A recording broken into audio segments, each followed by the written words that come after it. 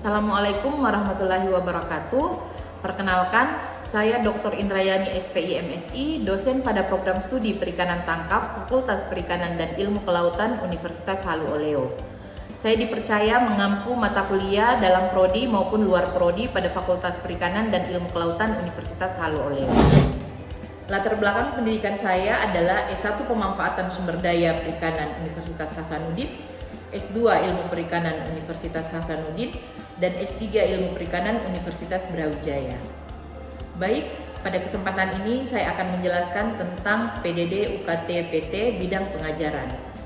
Sistem pengajaran yang saya lakukan di kelas menggunakan metode DIA atau Delivery, Interaction, and Assessment. Sebelum menjelaskan metode tersebut, terlebih dahulu saya akan menjelaskan deskripsi mata kuliah yang saya ampu, yaitu mata kuliah Dasar-Dasar Penginderaan Jauh Perikanan. Mata kuliah ini merupakan mata kuliah wajib pada program studi S1 Perikanan Tangkap yang harus diambil oleh mahasiswa. Mata kuliah ini memiliki bobot 2 SKS dan ditempatkan pada semester 4. Mata kuliah Dasar-Dasar Penginderaan Jauh Perikanan merupakan pengantar bagi mahasiswa untuk memahami konsep dan pemanfaatan teknologi penginderaan jauh dalam bidang perikanan tangkap. Perkuliahan ini membahas prinsip dasar penginderaan jauh, data citra satelit, parameter oceanografi, serta pemanfaatannya untuk mendukung kegiatan perikanan tangkap yang berkelanjutan.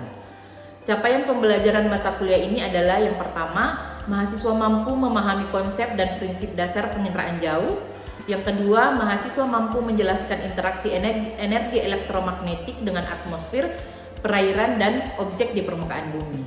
Ketiga, mahasiswa mampu mengidentifikasi jenis satelit, sensor, resolusi citra, dan sumber data oceanografi. Keempat, mahasiswa mampu memperoleh dan melakukan pengolahan awal data citra satelit. Kelima, mahasiswa mampu menganalisis hubungan parameter oceanografi dengan distribusi sumber daya ikan. Keenam, mahasiswa mampu menyusun peta tematik dan laporan berbasis data penginderaan jauh. Itulah deskripsi mata kuliah Dasar-Dasar Penginderaan Jauh Perikanan. Selanjutnya, sistem pembelajaran yang saya lakukan di kelas menggunakan metode DIA, yaitu Delivery, Interaction, and Assessment. Pada tahap delivery atau penyampaian, saya menggunakan buku dan modul perkuliahan. Setiap pertemuan menggunakan satu modul ajar Dasar-Dasar Penginderaan Jauh Perikanan sebagai bahan pembelajaran dan diskusi antara mahasiswa dan dosen. Saya juga menggunakan satu PowerPoint untuk setiap pertemuan. Pembelajaran dilaksanakan secara luring atau tatap muka di kelas. Tahap selanjutnya adalah interaction atau interaksi. Pada tahap ini terjadi interaksi antara dosen dan mahasiswa serta interaksi antar mahasiswa melalui diskusi. Saya juga membuat grup WhatsApp perkuliahan untuk membahas hal-hal yang memerlukan diskusi lebih lanjut. Tahap akhir adalah asesmen atau penilaian. Penilaian menggunakan penilaian acuan norma atau PAN. Unsur-unsur penilaian terdiri atas kehadiran dengan bobot 10%, tugas 15%, ujian tengah semester 35%, dan ujian akhir 40%. Seluruh materi perkuliahan dapat diakses oleh mahasiswa secara daring melalui Spada. Selain materi perkuliahan, Spada juga dapat mengakses daftar hadir dan tugas yang diberikan oleh tim pengajar. Tahap berikutnya, Bapak Ibu silakan menyimak video pembelajaran mata kuliah Dasar-Dasar Penginderaan Jauh Perikanan sebagai tahap proses sertifikasi ini. Terima kasih. Assalamualaikum.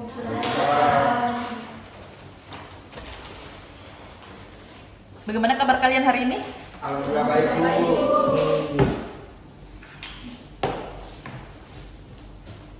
Oke, baik. Sebelum memulai perkuliahan, silakan absensinya di scan, kemudian isi absennya untuk kehadiran pada pertemuan kali ini.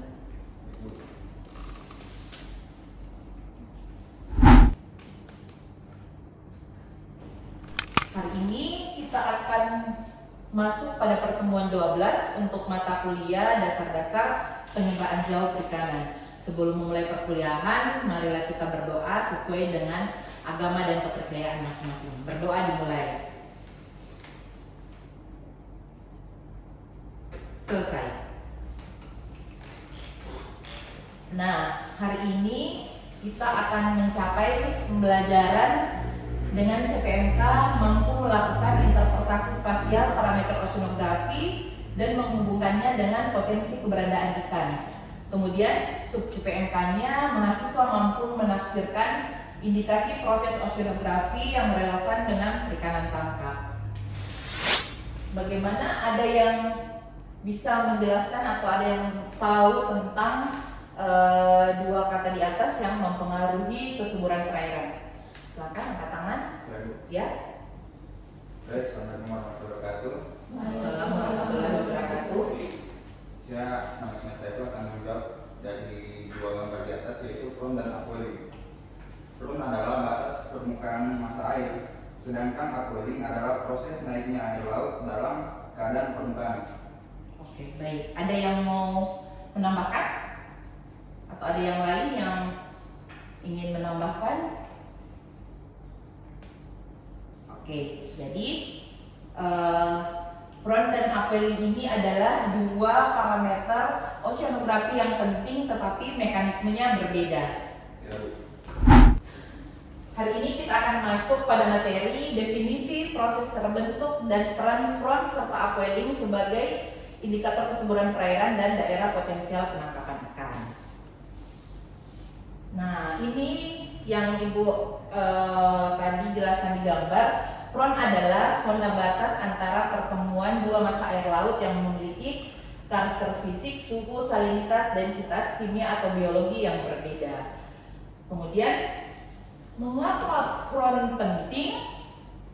Karena front adalah daerah penangkapan yang cukup potensial. Kenapa? Karena di situ terjadi proses pertemuan dua massa air yang berbeda yang mengakibatkan ikan senang untuk datang mencari makan di situ. Jadi front ini merupakan zona nyaman. Biasa kalian dengar zona nyaman. Nah, front ini adalah zona nyaman bagi ikan untuk mencari makan dan hidup seperti itu.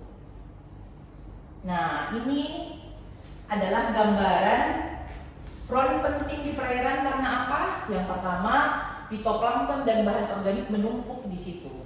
Yang pertama. Kemudian menyediakan zona makan bagi ikan. Jadi ikan itu suka kalau banyak nutrien di situ, banyak plankton di situ.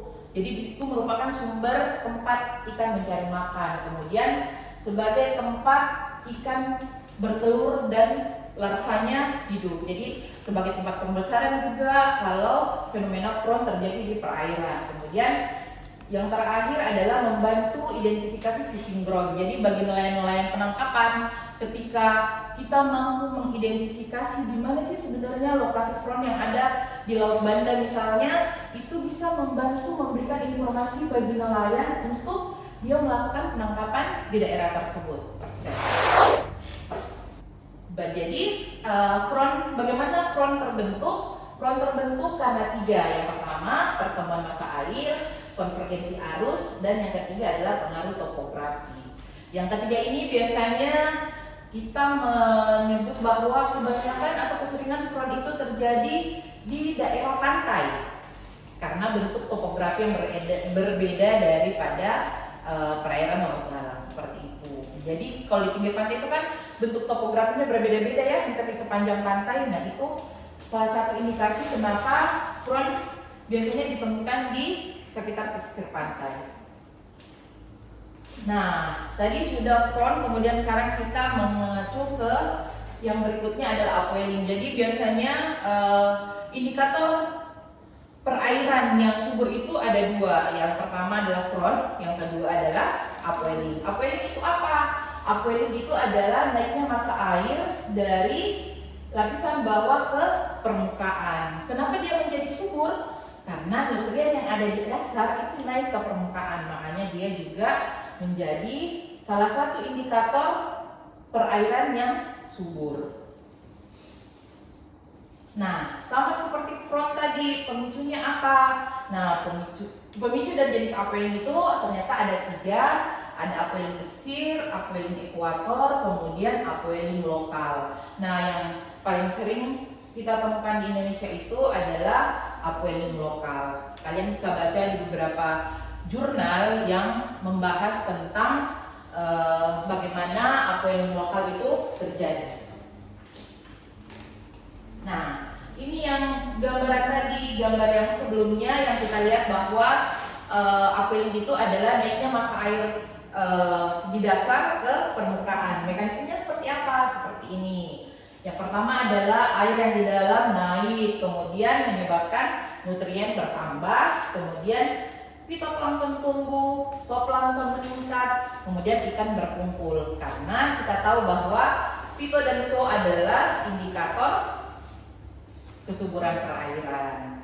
Nah, indikator utama dari citra yang biasa kita gunakan untuk penginderaan jauh itu adalah suhu permukaan laut dan klorofil A. Di materi sebelumnya kita sudah membahas bahwa klorofil A dan suhu permukaan laut kita bisa download sesuai dengan lokasi penelitian kita adanya di perairan mana. Oke, jadi yang selanjutnya adalah hubungan front dan upwelling. Upwelling air dingin kayak akan nutrien, sementara front batas massa air menjadi tajam, kemudian pakan dan ikan terkonsentrasi.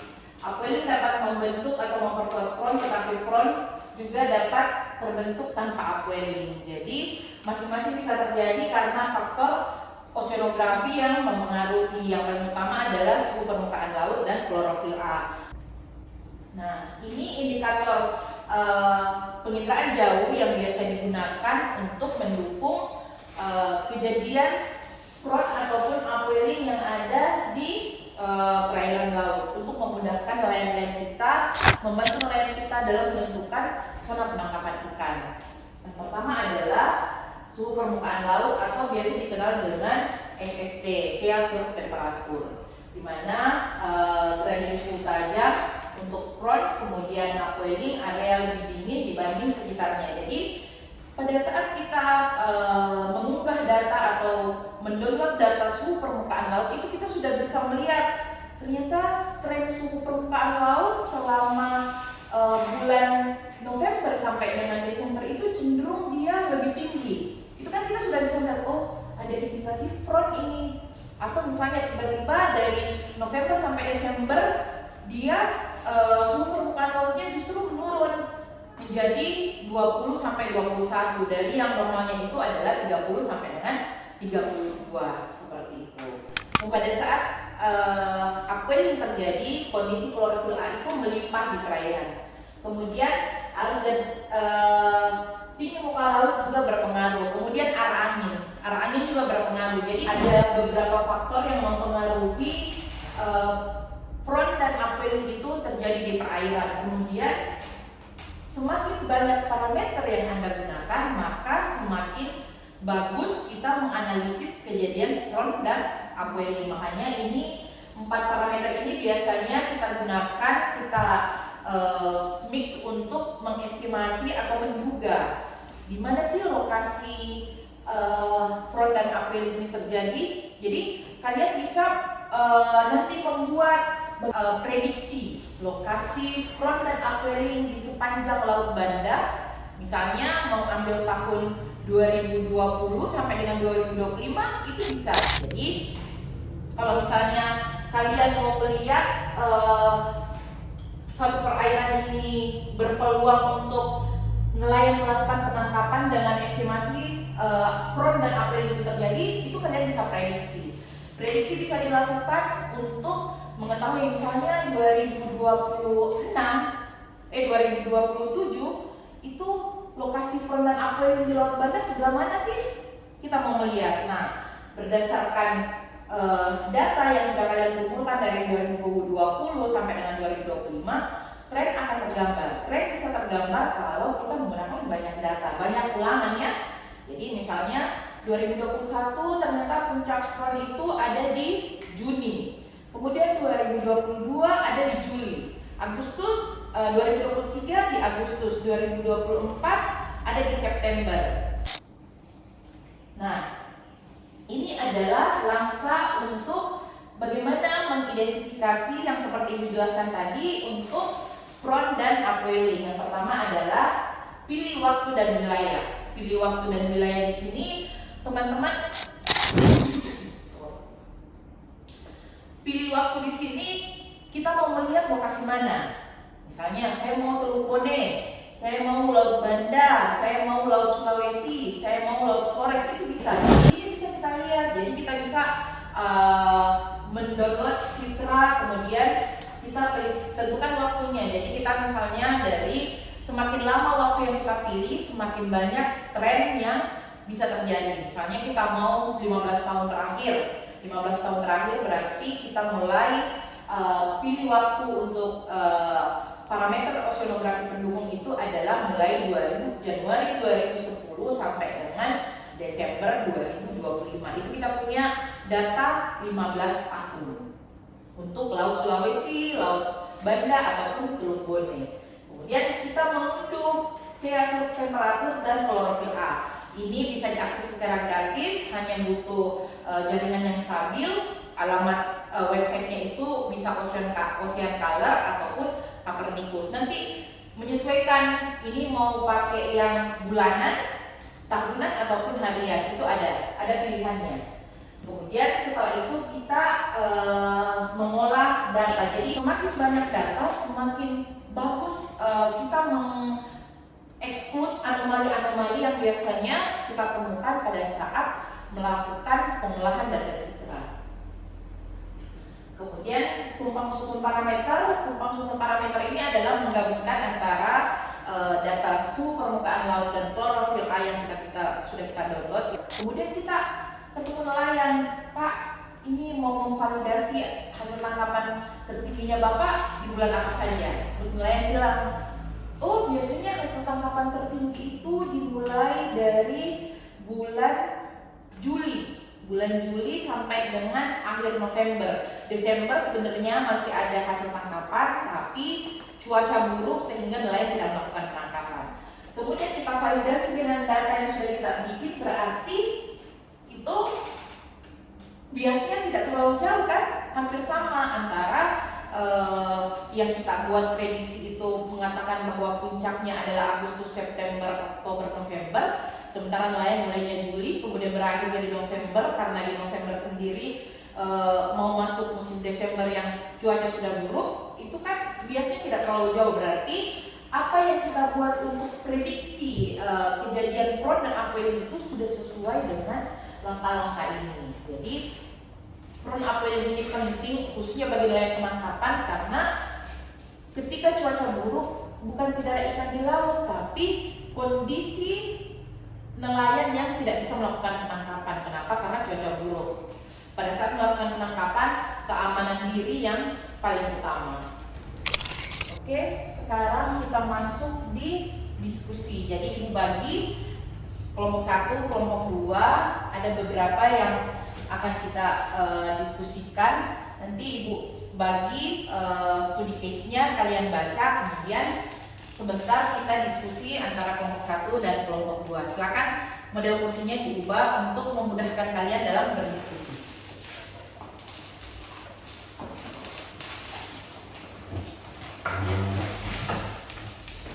Baik, hari ini ada 2 kelompok. Ibu bagi untuk studi kasusnya, kalian tinggal diskusikan apa solusi dari masing-masing studi kasus yang sudah ibu berikan. Ibu kasih waktu 10 menit ya untuk mendiskusikan.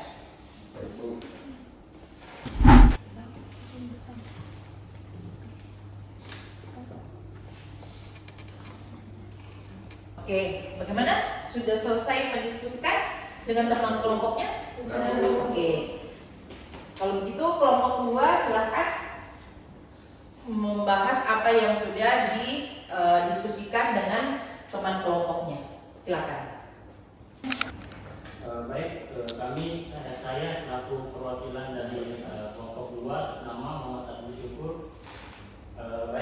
Secara sederhana prosesnya adalah angin bertiup, kemudian air permukaan bergerak ke lapisan pantai yang kemudian menyebabkan air dari kedalaman itu naik.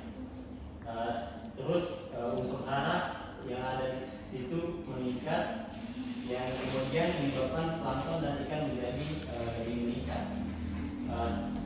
Kemudian diperkuat juga oleh tiupan angin yang sejajar garis pantai bentuk garis pantai dan topografi dasar laut, dan keberadaan paparan benua dan lereng laut. Mungkin itu jawaban dari kelompok 2. Terima kasih. Oke, beri aplaus untuk pemaparan dari kelompok 2. Silakan untuk kelompok 1. Silakan.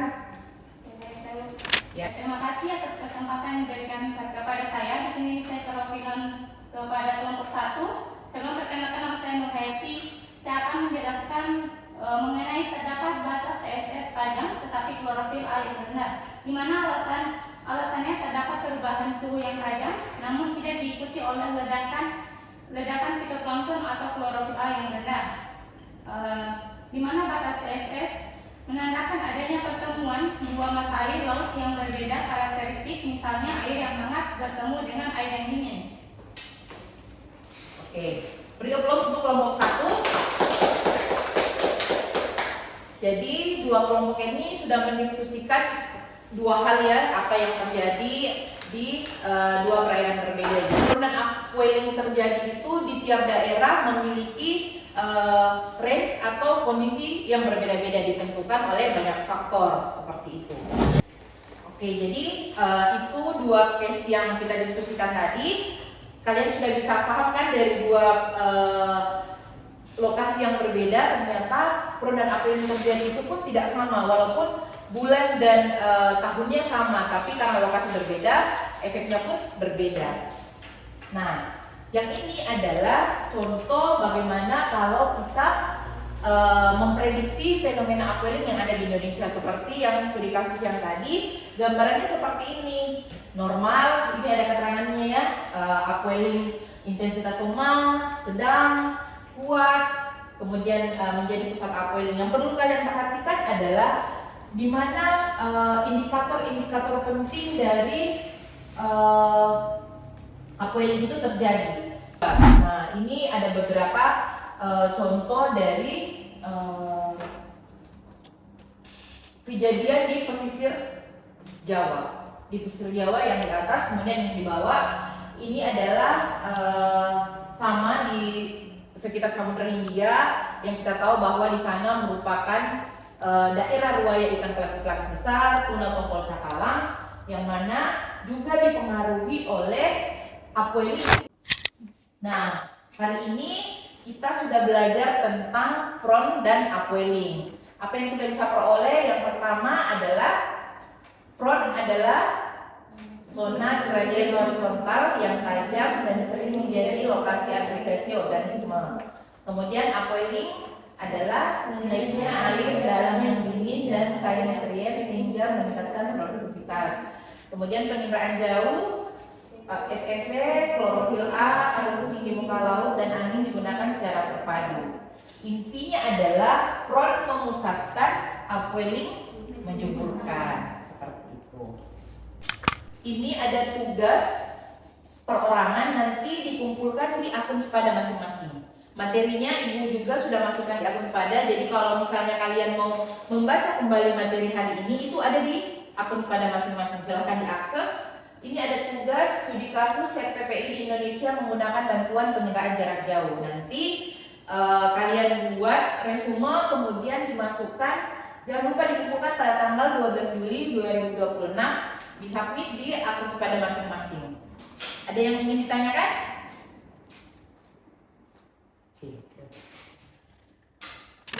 Oke, ini adalah referensi atau bahan bacaan yang kalian bisa akses juga di akun Sepada masing-masing sebagai penunjang untuk belajar mandiri dasar-dasar penginderaan jarak jauh. Nah, perkuliahan hari ini selesai sampai di sini. Nanti kita ketemu di pertemuan ke-13 di minggu depan. Jangan lupa tugasnya dikumpulkan melalui akun Sepada masing-masing. Terima kasih. Assalamualaikum warahmatullahi wabarakatuh. Waalaikumsalam.